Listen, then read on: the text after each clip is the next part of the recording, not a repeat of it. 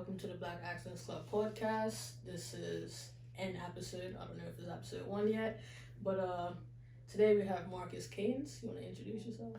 Hi everybody, I'm Marquis Caines, entrepreneur, day trader, all around, what do you want to call it, wealth expert? Not expert, but financial literacy advocate. I'm definitely an advocate of financial literacy and, trying to help people or help the general public or 9-to-5ers, as I like to call, free themselves from the rat race. Right. That's what's up. All right. When did you start entrepreneurship, or when did entrepreneurship start for you? So I started entrepreneurship as a kid originally. Started back in middle school where I would, which I don't advise to anybody, I would make mixtapes and DVDs and I'll burn them and I'll just sell them at school for extra cash. Cause I had a few family members that knew how to when I first got my first Mac, it came with a DVD burner. And I was like, I could put DVDs onto these movies onto these DVDs, and whatever new movie will come out, I'll just burn it and I'll sell it for like $5 or $10 or so. So I was making a few dollars at school, and then I would always go online and find the latest mixtapes, of artists, because I've always been into music like Jules Santana, Rick Ross. Whoever came out from my mixtape, I would learn how to burn CDs and I would just sell them at school. And people go home and play them, so I would sell them for like $5 as well, or $2, because everybody had $2 back in middle school. So that was my first sort of mini stint at entrepreneurship, and then I moved into real entrepreneurship in 2016 after I left my job in Bermuda. When I was working at Rosewood Hotel, I moved into entrepreneurship. But basically, I think investing is a form of entrepreneurship. Definitely. So I started investing in 2016, and that's when I found my real passion for entrepreneurship. Okay. So you used to produce music, right? Yes. So I did used to produce music. I still produce music from time to time, but after shortly, so I went to Full Sail University after I graduated from Cedar Bridge. And I went there to study music only because I wasn't an academic kid.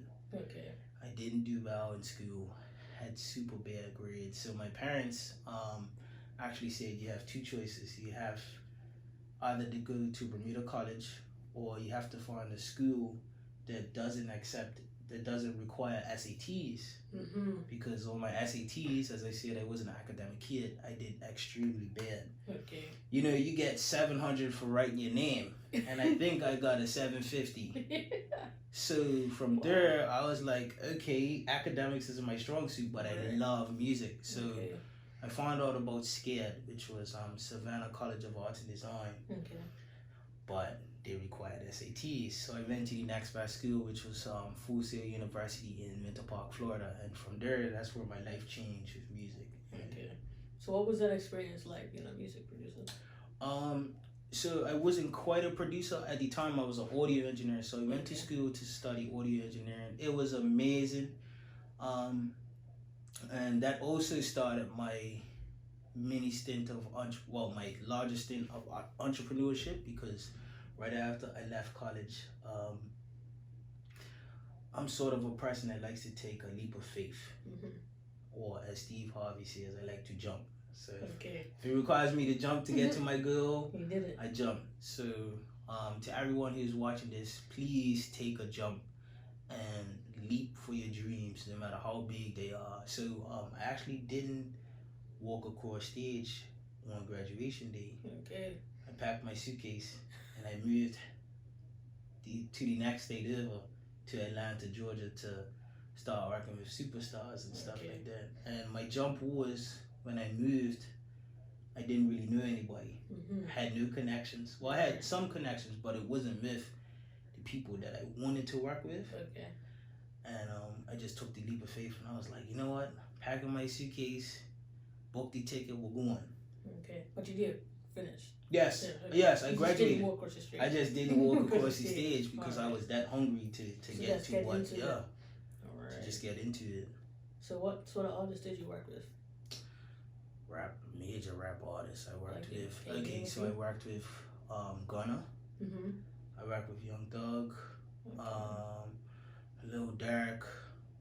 These guys are popping right now. So you yeah. caught them like when they was when they're still developing. So I called Gunna when he was first developing, before he was Gunna. Okay. And I was working with him, and I remember everyone saying it's gonna be big. They was like, it's gonna be big, it's gonna be big, and I was like, okay. And at the time, I was just focused on getting better at my craft. Right. But I was also, I guess at the time, I also had performance anxiety. So it didn't really matter who I worked with. I just wanted to get better. Right. And then me, I just wanted to be the best engineer that I could be. Right. And I worked with, I ended up meeting Birdman. I met Tony Braxton, Tamar Braxton, Neo. I didn't work with everybody, but I got to meet them in the process. Right. And when you work as an engineer in the industry, you technically self-employed. Exactly. You know, you get paid as you go and as they record.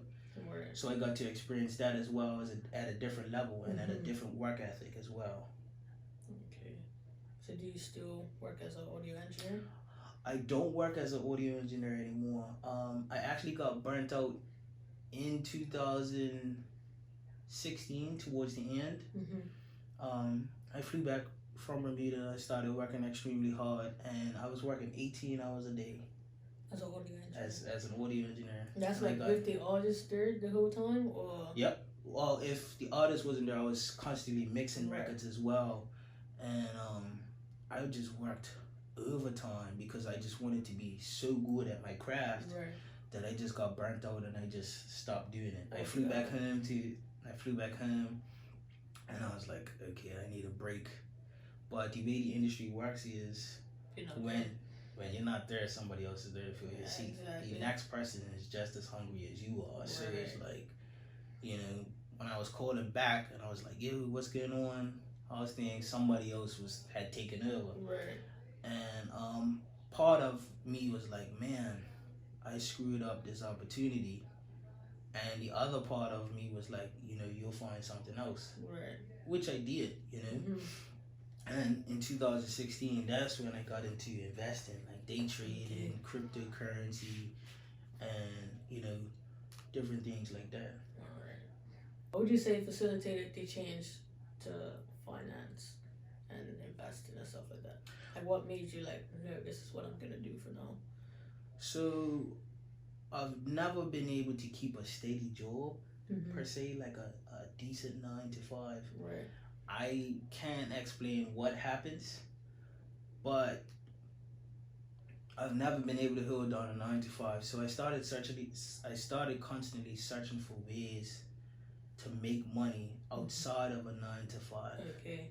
You know, and I went on YouTube, I went on Pinterest, I Googled a whole bunch of stuff, and it was all these side hustles, but it wasn't anything that could make me decent money. Right? But from the time I was a kid, my parents would ask me, what do you want for Christmas? And it was only so much we could get. Because, you know, my parents also worked 9 to 5s, but they were building a house. You know, my dad was transitioning jobs at the time. He went from being an accountant to an operations manager at the stock exchange. But before he did that, I always saw the value in stocks. So I would ask for stocks from a kid. Really? I would ask for stocks from a kid. I was like, can I get Apple? Can I get some stocks? And they was like, you're not ready yet.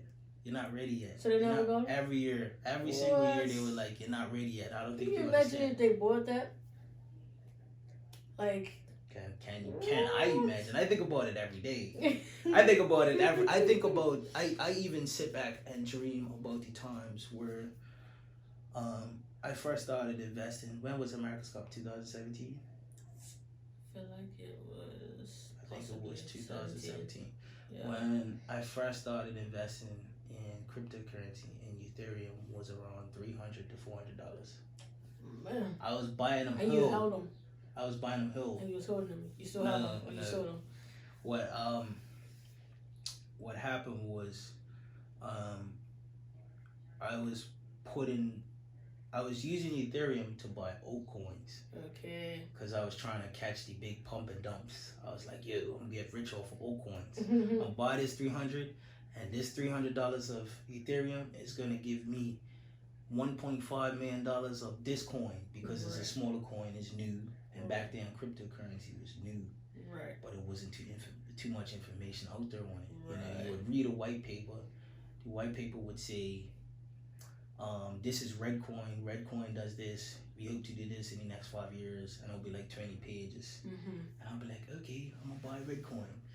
And eventually, by me doing that, with that $300, over the span of, I want to say 3 to 4 months, I had amassed 100K portfolio. Just like that. And sadly, to say to everybody who watches this, do not be like me, because I blew it all. What? So you sold it off and blew the 100K? No, so what happened was, all of the altcoins that were coming out at the time, or a vast majority of them, were scam coins. Right? Okay. So I just kept putting, I was like, okay, I'll buy $300 of this. Like, back then in 2017, whoever's watching this, you could put $600 in a coin, and then you could be up by 50 grand. But 2 months from you putting that $600 and turning it into 50 grand, you could be down to $1. True. You know? That is true. Back then I was like the Wild West. It'll miss. Right. So, you know, I had amassed 100 grand, but when the crypto market crashed, I lost everything. Right. Because I did not know exactly what I was doing at that time. True. Right? I was just like, okay, cryptocurrency is the big thing, Forex is the big thing, stocks is the big thing. I was like, let me just keep on investing. So I'd take my America's Cup check, and I would just buy cryptocurrency, buy.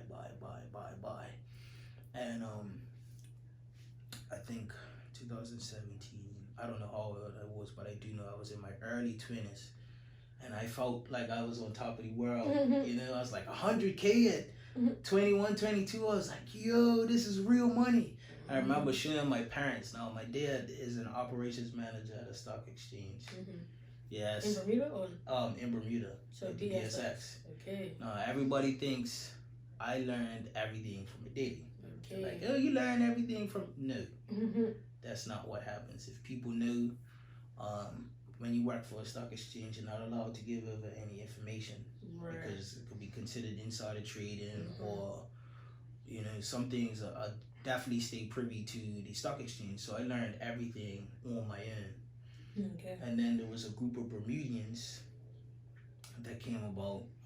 We started meeting at the Bermuda Yacht Club, and we just had weekly meetings about different cryptocurrencies. You know, I think I remember that, because I did.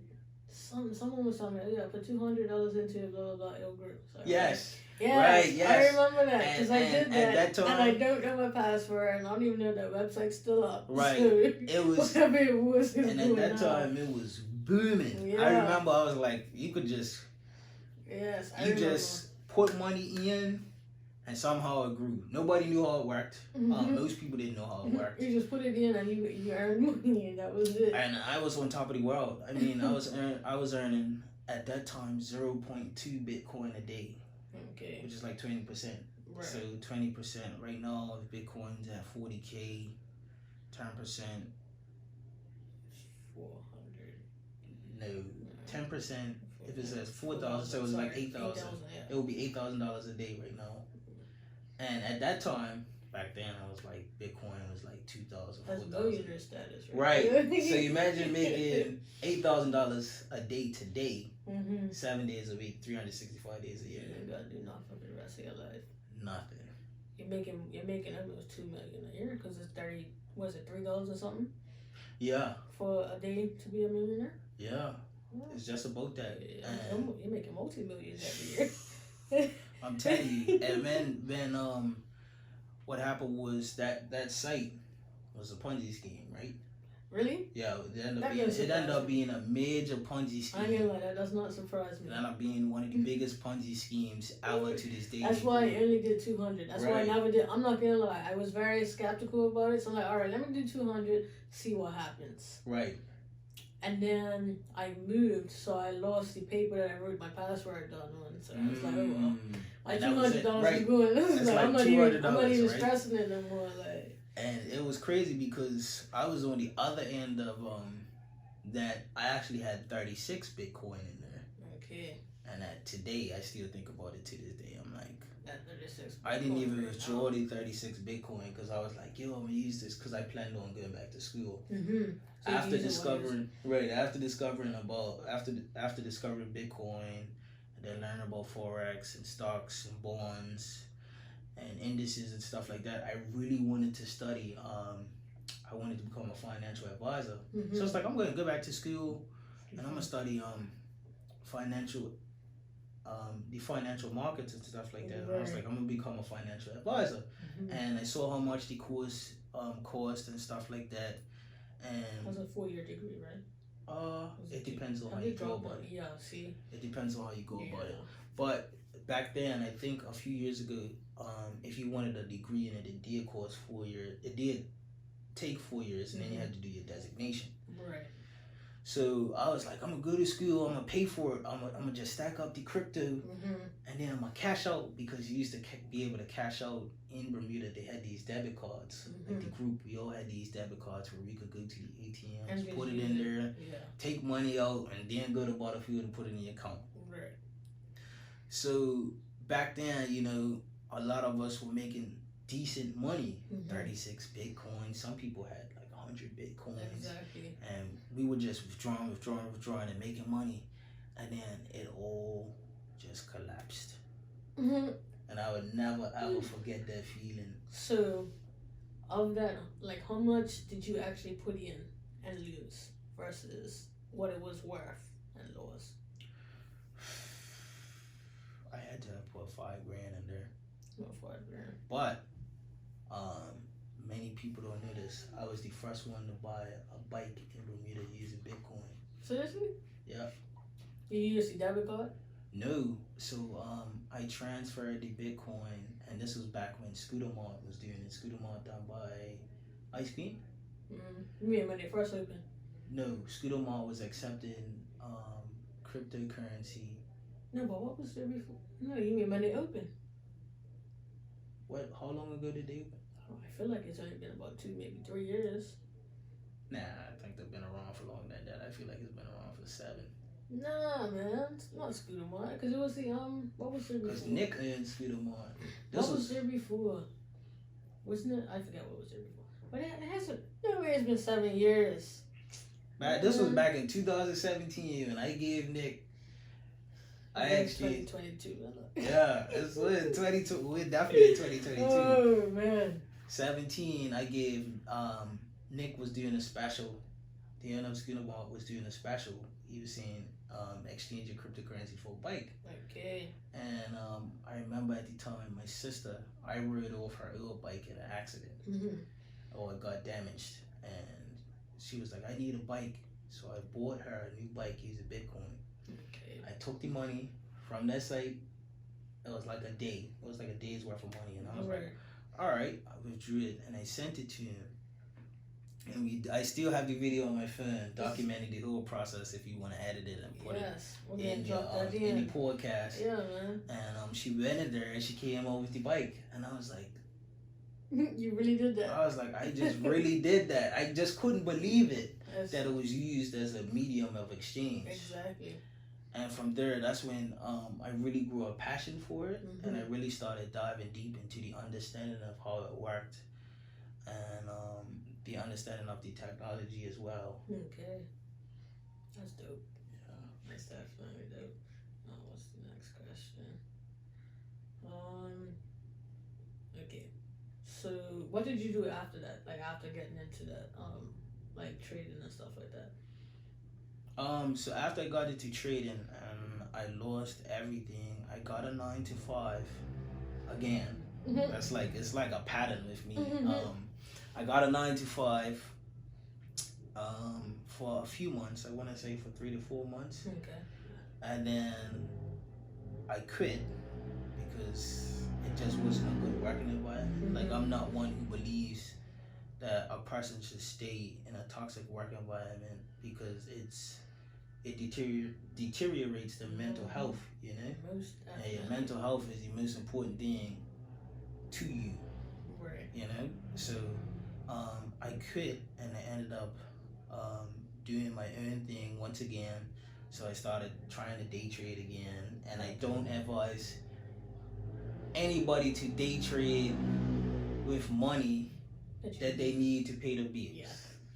That's the number one thing that I learned. Like, right. While learning how to trade, it's like, don't use your last $300 to trade. Nah, you go pay that bill that you need to pay, because because you're using it for that reason, you're gonna lose all your money. All your money. Yeah. That's like one of the first rules. It's one of the first rules of trading. You know, don't use money that you need to pay your bills to trade, because or money that you're not willing to lose. Right, or money that you're not willing to lose, because it plays on your psychology.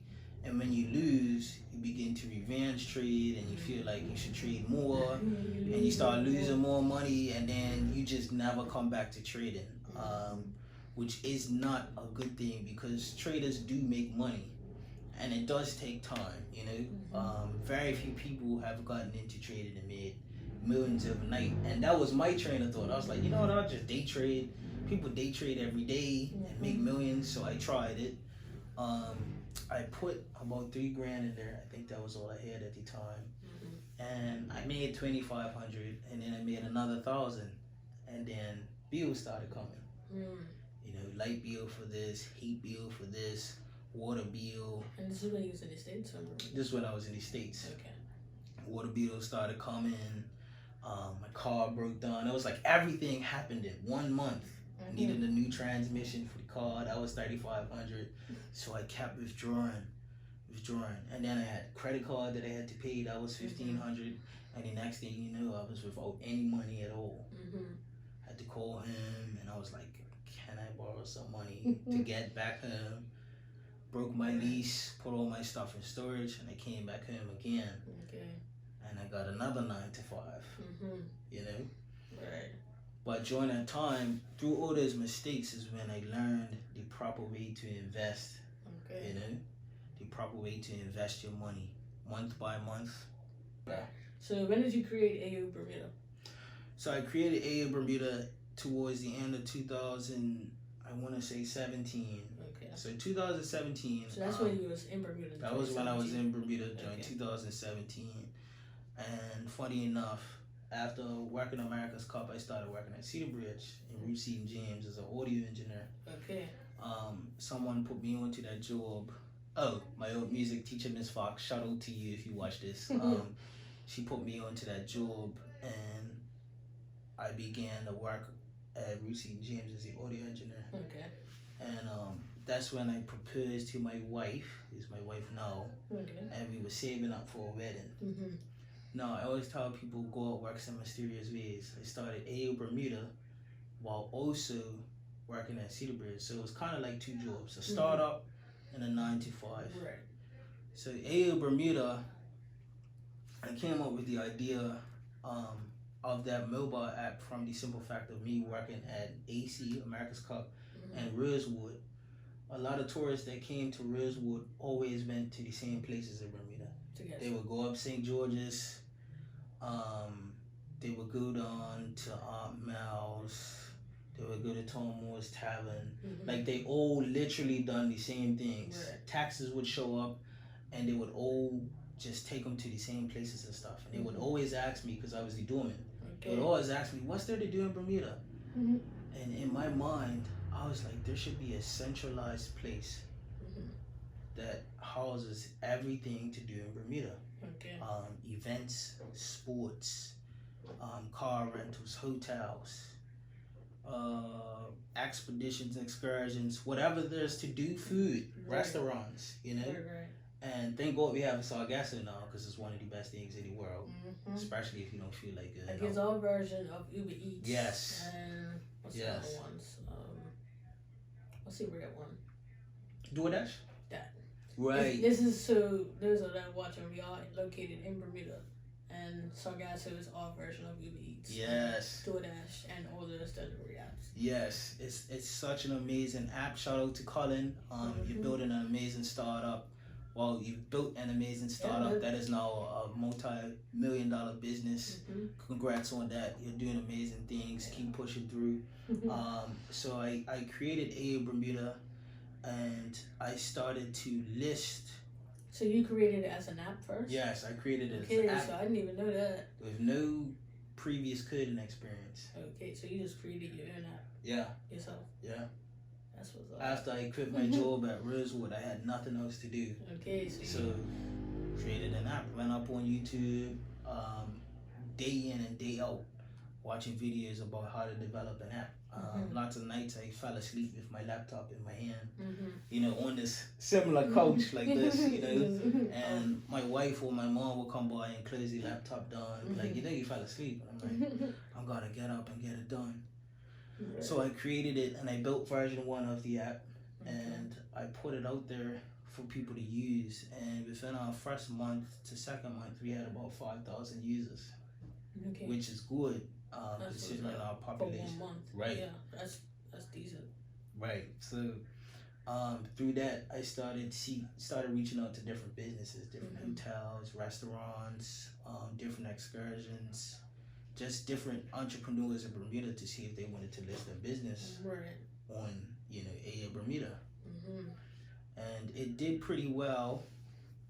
I wasn't aware of this, but I had won Bermuda's Tech Awards. Okay. I wasn't aware. Yeah, so I was reaching out to other businesses around Bermuda and trying to see if they wanted to list their services on our mobile app or on my mobile app at the time before I had a partner. And it went pretty well, and the only problem that I ran into was that that mobile app didn't have a payment gateway. Okay. So what I was trying to do was I was trying to build a local competitor to TripAdvisor, because TripAdvisor it had a lot of stuff, but it missed a lot of local events. Okay. You know, that should have been pushed out to the general public. And to all visitors as well. So I went on to Facebook. I was in Facebook groups, Twitter, looking at Twitter hashtags. I was trying to communicate with everybody who was hashtagging Bermuda and stuff like that. And I was just really active.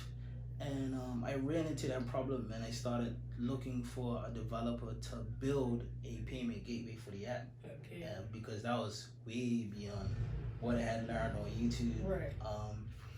And it came at an expense. It was something like, to be honest, it was something like $25,000, and I just didn't have it at that time. Right. But I was still really passionate about the business, and I was like, "Yo, this would be great for Bermuda, a local version of TripAdvisor." And I wanted to build it to whereas everyone can post and list their own services on their own. So what you would do is you would sign up. Create your profile. It's just like TripAdvisor. List your business or service. When it comes to tourism, just tourism-based services, list them, and then you can set your price as the entrepreneur or the business owner. When someone pays for an excursion or does a hotel booking, the money would go right into your account. Right. That was my dream. I was like, okay, hands-free. Build a service, build an application for everybody that's hands-free, and tourists could use it, locals could use it, and it could be like one central place for everything happening in Bermuda. Okay. And I ran into that roadblock, which was when I created the clothing line. Okay. You know, because I was trying to use the clothing line to fund the version 2 of our mobile app. Okay. Right? Got you covered. But shortly through then, and I was supposed to do harbor nights as well. Shortly after that, I got into a super bad bike accident. Oh yeah, you picked me up. Okay. No, I didn't pick you up. I picked up the other guy. The guy that hit you. Oh yes. Yes, I was there. I got into a super bad bike accident, which ultimately changed my life, I think, for the better. Okay. Because at that time, I was also unemployed. I was paying insurance out of my own pocket. The bills never stopped coming. So I definitely needed to get up and hustle. Right. Had to find something to do to make money, because laying in bed, if you're not that good of a day trader, you're definitely not gonna make any money. You're still gonna lose. You're still gonna waste your time. That's definitely. And you're not working a 9 to 5. You're self-employed at this time, trying to build your own startup. So you had to find a source of income. Right. And so I'm thankful that before I got in the accident, I bought the components and the machines to develop the clothing line. Literally like 2 months before I got into the accident. What kind of machines you mean? So I have a heat press and I have a vinyl cutter. Okay. And at the time, I had these little labels, the printer labels, that you could use to print an image out on a piece of paper. Then you would cut around it with scissors and you would press it on the t-shirt. Okay. So through that, I developed the clothing line, A Bermuda. At first, it was just a simple logo. It was AYEY Bermuda.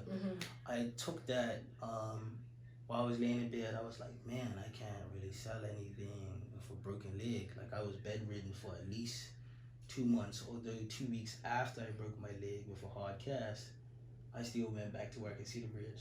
All right. So you went back to work to Cedar Bridge. Yeah, so I went back to work at Cedar Bridge. It still didn't kind of work out that well because it was more work to climb these stairs. If you ever been to the top of Reese Eaton James, it's a lot of stairs that you have to go up, at least 2 flights of stairs. With a shattered leg, basically I broke my tibia and my fibia, which are the 2 main long bones in your body. I snapped them in half and they are replaced with a steel rod in my leg. Okay.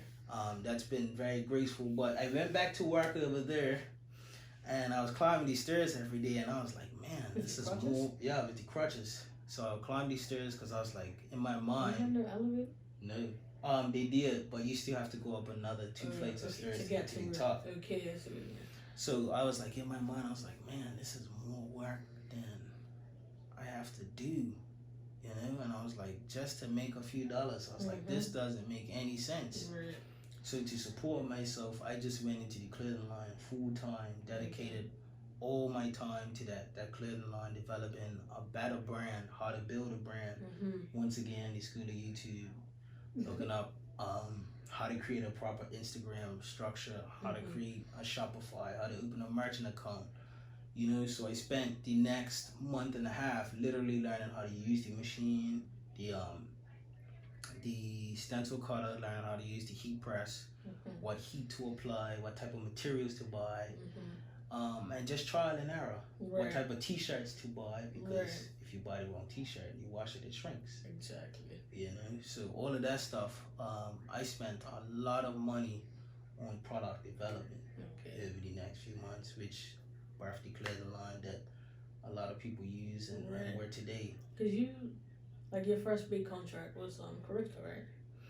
So I'm gonna backpedal a little bit before Carifta. So I built the brand and I needed to find somebody to sell it because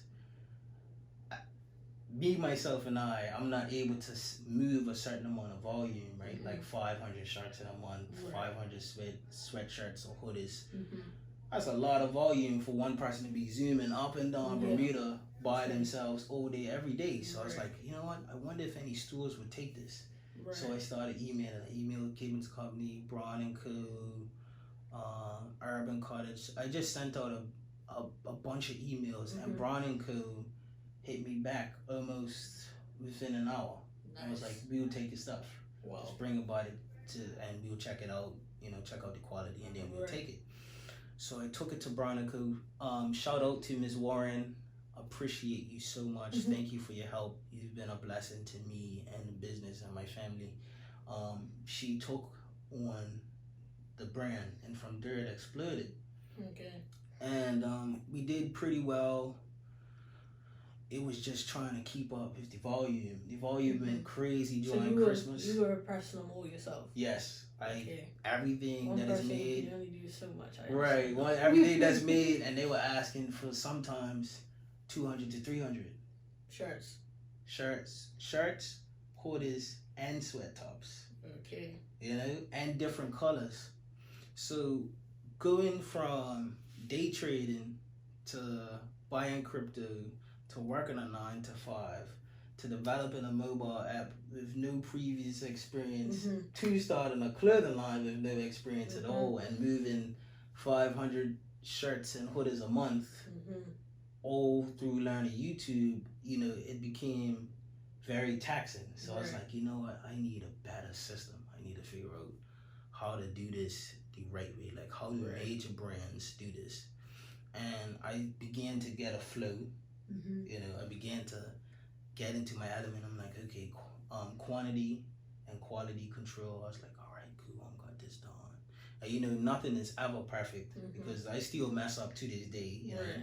I still get things wrong to this day, but I'm starting to develop a pattern.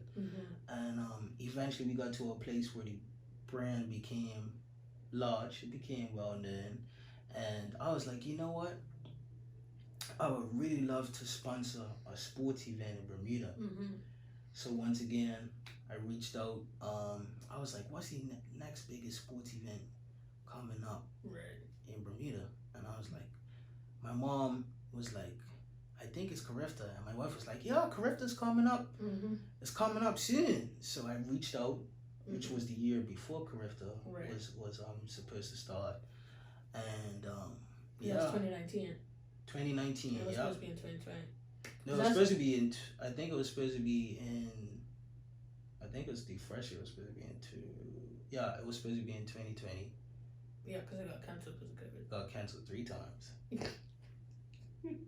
I'm pretty 3 sure times? it got cancelled. It was postponed twice, and then it got cancelled the last They time. just cancelled it altogether. But I have a story about that as well. So I ended up sponsoring Carifta, and I made this huge brand deal. And like I said, God works in mysterious ways. So I felt on top of the world, and I felt like I was conquering everything. I went out and bought all this merchandise for Carifta. All my eggs in one basket. Every single egg. One thing I like to identify about myself is that when I'm passionate about something, I go all in. Okay. I literally go all in. It's like a burning sensation where I'm like, it's a burning desire to do it. So I went all in onto this into Carifta. Bought the shirts, merch. I bought zip up jackets. I didn't press everything. So with that, were you supposed to be like clothing like all the staff, or how that worked?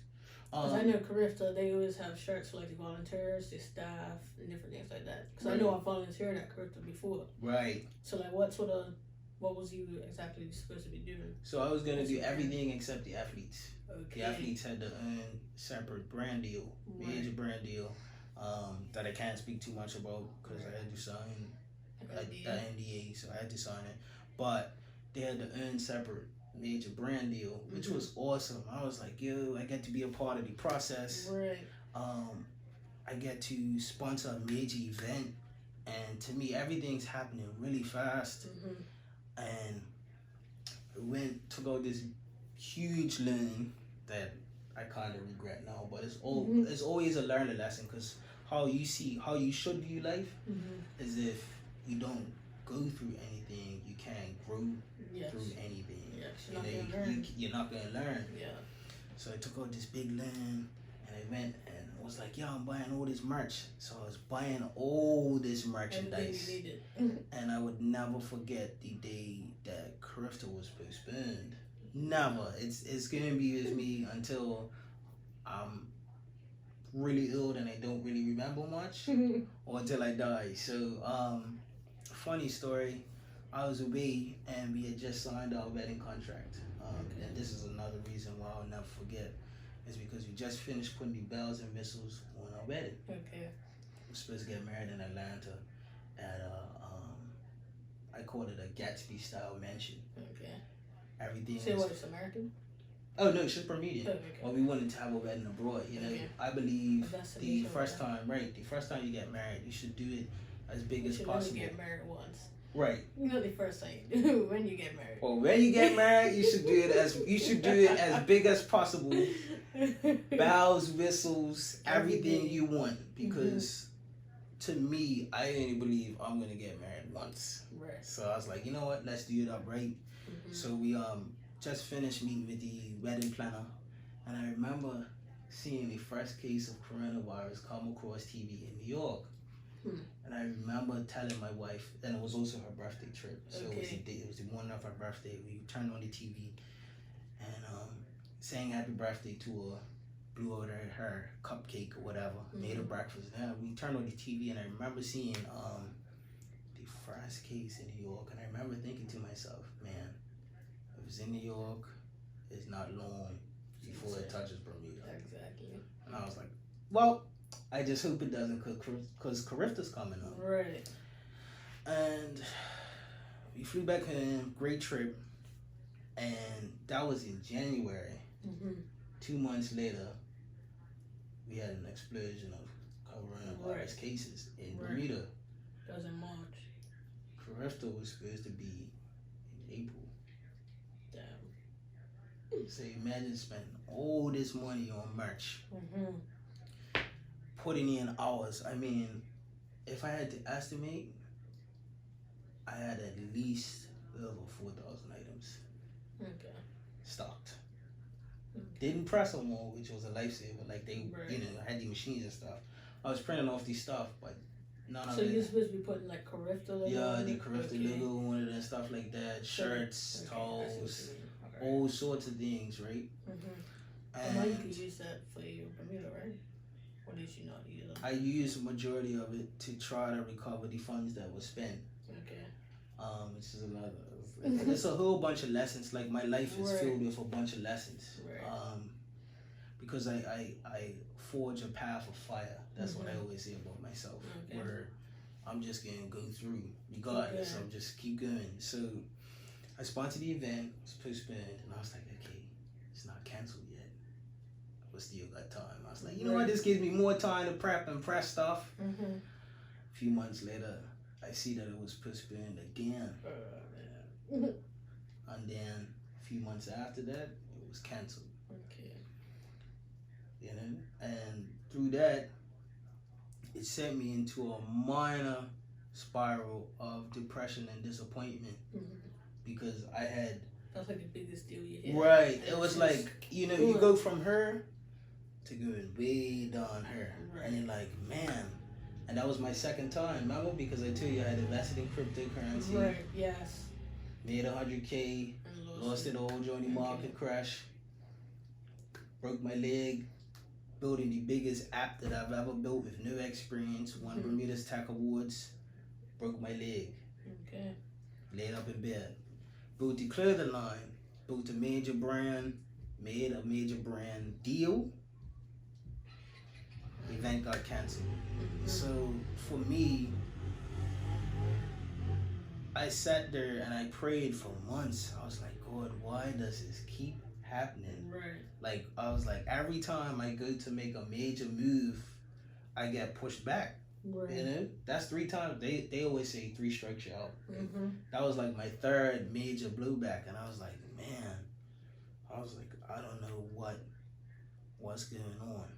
But through all of that, I think the lesson in that was that I had too many eggs in too many baskets.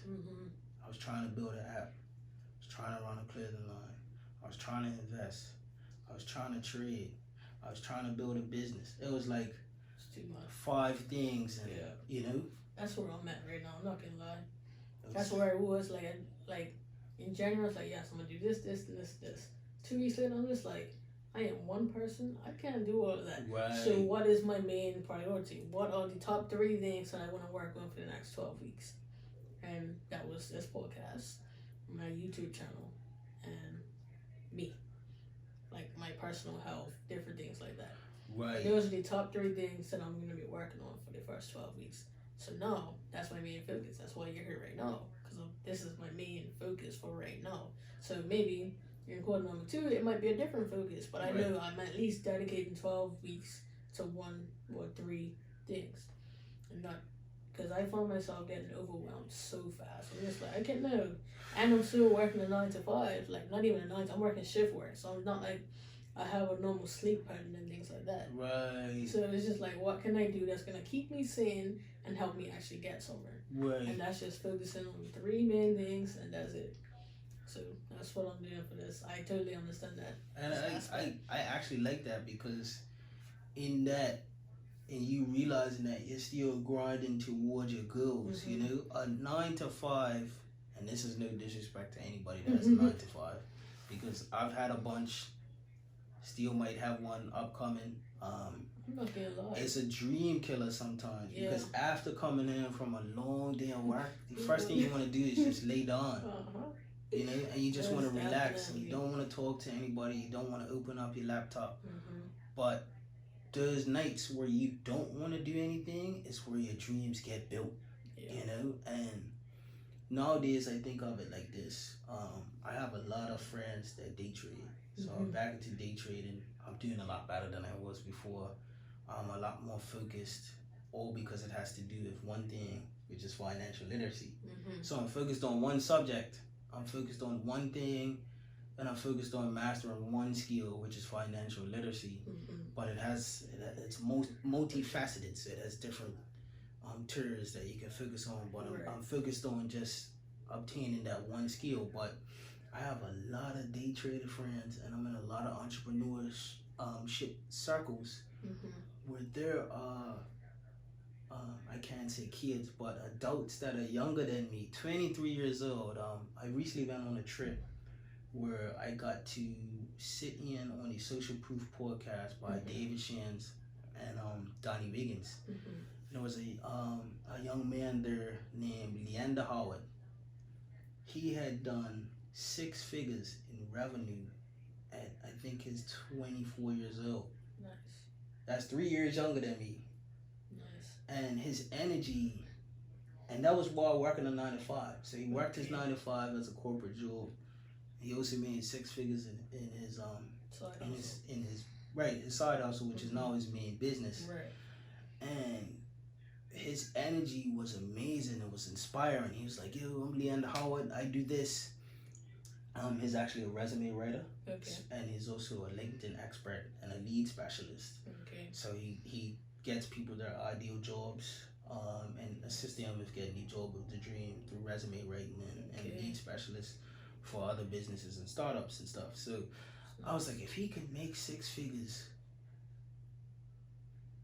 in his side hustle in a year, which is now his main business, I was like, what am I doing that's not getting me 6 figures to 7 figures in my main business? Right. And when I came home, and after meeting David and Donnie, pretty sure you had some good conversations. I love the podcast. The Social Proof podcast was off the chain. I listen to it all the time. And as a Bermudian, I was the only Bermudian that was on there, which is not surprising because Bermuda's small. Right. They knew about Bermuda.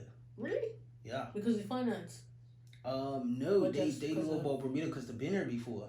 Really? Nice. Donnie actually coaches some people, or has coached some people on island. Nice. So the world's a small place. Nice, definitely. And it was insane. She was like, I've been to Bermuda 6 times. And I was like, I stayed at HP, and I was like, whoa. Like, I was like, where am I? But to be surrounded by people, like-minded people, and younger people that are doing bigger things and doing amazing things and things that you want to do and hitting targets that you want to hit, inspires you, because you're like, he done this on as a side hustle, and he still had a 9 to 5, and you're sitting there, you're like, but I'm working for myself full time. And I just feel like in Bermuda it's a little harder than in the other states. There's also that. I would agree in certain aspects, but I also would disagree, because the states, I'm building a startup right now, and I call it a startup because it's not a full business yet. But it's in its baby phases. So I'm learning to change my lingo around, or my language around how businesses operate, because this business is in its infancy stage, has under a certain amount of employees, makes under a certain amount of money, which is $0 right now because we're still developing it. But to investors, your language in that realm is really important. It's a startup, so we're building it now, and the things that I'm learning while building this startup, um, is amazing because of those people that I was around outside of Bermuda, right?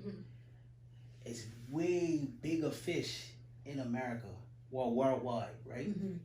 Hungry, like hostile takeovers and stuff like that happen quite frequently out there. Right. You know, imagine if you was to try to start Uber. We just talked about Sargasso.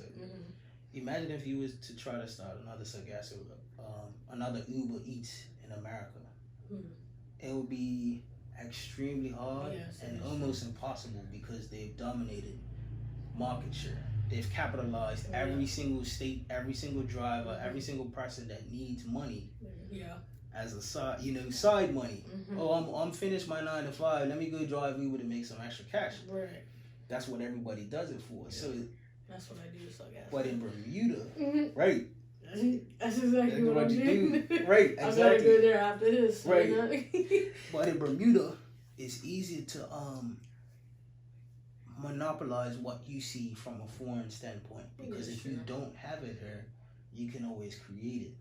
And that's what he did. And that's right. Super applaud to him because he created something that was seen away and saw that it was much needed on the island and that people would use it.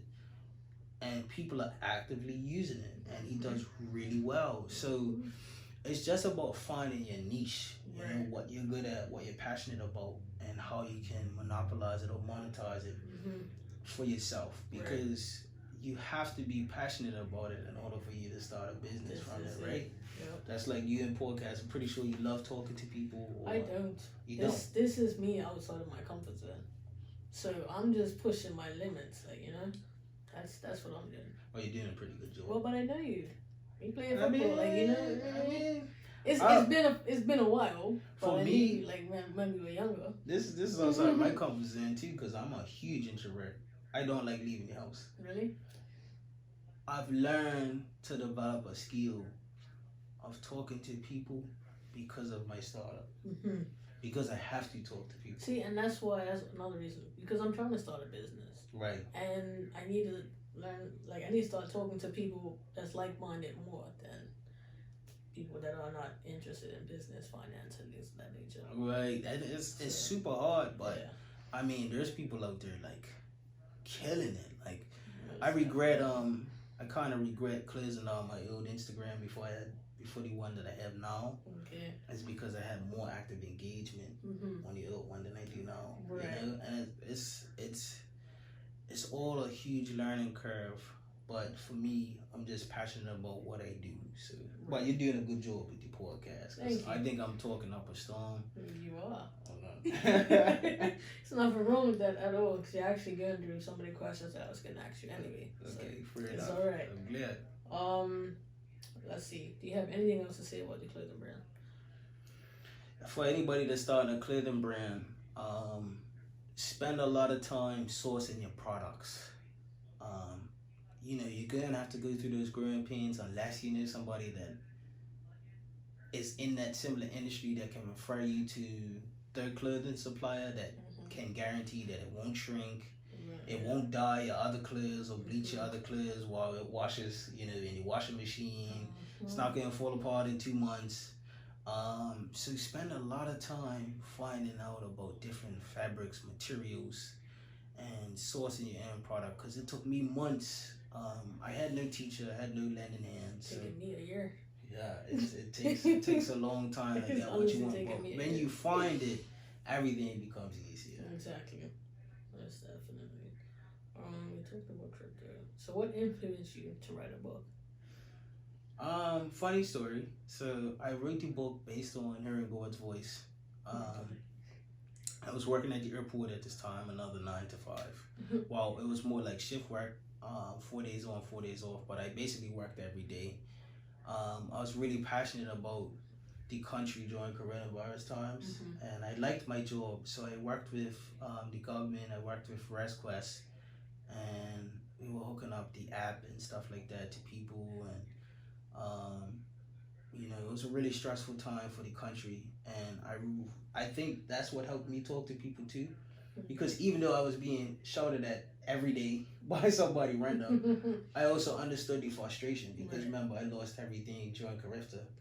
So a lot of people were stressed. A lot of people were losing their loved ones.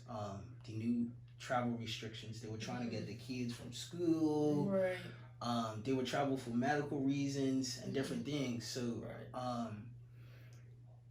it was disheartening to see them go through what they went through, and to try to I'm a giving person, to try to cheer somebody up is like second nature to me. I try to make you laugh. I'll talk to you about a similar experience or something like that. So I was working at the airport, and all of a sudden I was still day trading at that time too, so I'm still actively day trading. And one night I was gonna go to sleep while I was actually sleeping. Just went into a deep sleep, and I heard God's voice say, "Get up and write." And I got up and started writing. Because I learned from my pops, who has a hard time sleeping.